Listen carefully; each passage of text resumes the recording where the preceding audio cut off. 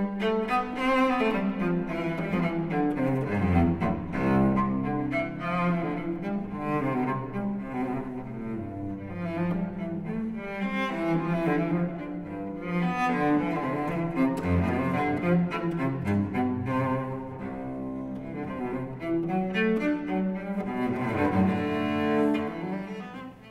I'm Bjorn Ranheim with the Sheldon Online Music Academy, coming to you from the Sheldon Concert Hall in St. Louis.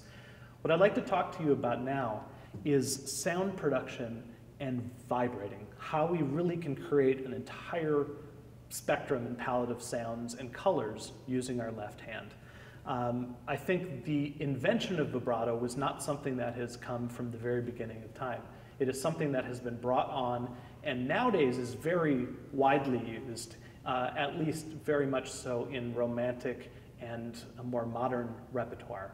But that wasn't always the case.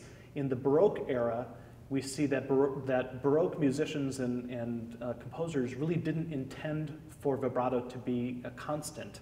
They intended for it to be maybe an ornament here or there. And so when we approach music, we need to think about the style and the time period that that music was coming from. If we're looking at a work of J.S. Bach or Corelli, it is very unusual to have a quite heavy and robust vibrato. Though if you look on the other spectrum, if you were playing Brahms or Beethoven, you would find it hard-pressed not to vibrate because that is how they wrote the music, and it helps to bring out the long lines that those composers really found themselves writing. And so I think what we can explore as cellists and musicians is how to find a gradation between these points of none to a lot. And I think that we can find ways within the dynamic structure of pieces as well, finding opportunities to vary the speed and the intensity of our vibrato.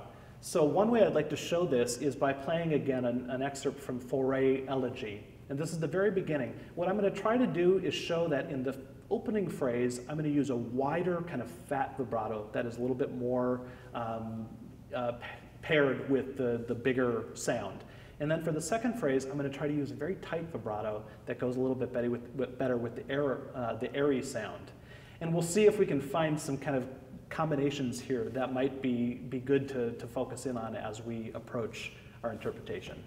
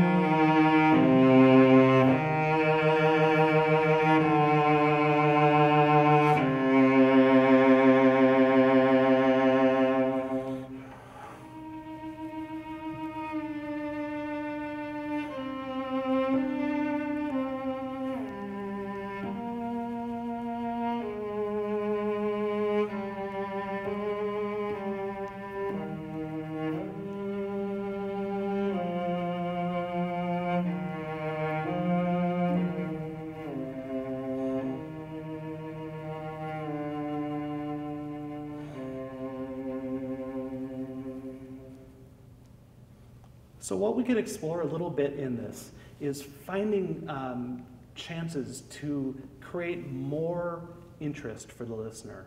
If we have one vibrato constantly throughout a piece, the listener tends to kind of check out after a while. The ear becomes saturated. And so I think we can really find ways to draw the listener in by doing these different techniques. This comes to wider versus narrower vibratos, slower versus faster vibratos. And I think it opens up a huge palette of colors and textures that we can explore. One cellist that I particularly love, especially in this regard, is a man named Lynn Harrell. He is a foremost concert soloist around the world, a wonderful teacher as well, and chamber musician. But he has gigantic hands. They're really, really big hands, and his fingers are just gigantic.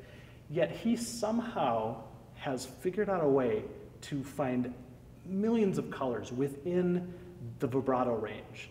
And I think watching him and studying him, listening to him, seeing him perform, and how he uses vibrato as such a tool, it's really incredible. So if you have a chance, check out some videos of him. I know they're on YouTube and all over the place.